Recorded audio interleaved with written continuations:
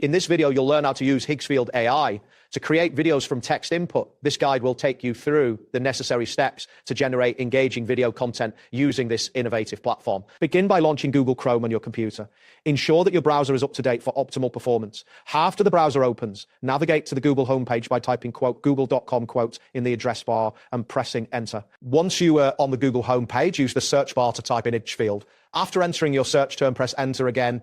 This will display a list of search results related to Higgsfield. Look for the link titled AI Video Generator and Image Generator by Higgsfield in the search results. Click on this link to access the Higgsfield website. You should now see the main interface of the Higgsfield platform. On the Higgsfield homepage, locate and click on the button labeled Video.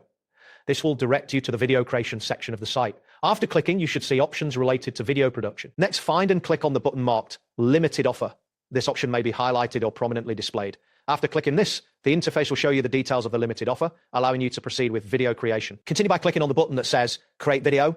This action will take you to the scene input area. Once you click, the platform may take a moment to load the next screen. In the text box provided, type in a description of the scene you want to create. Be specific in your description to achieve the best results.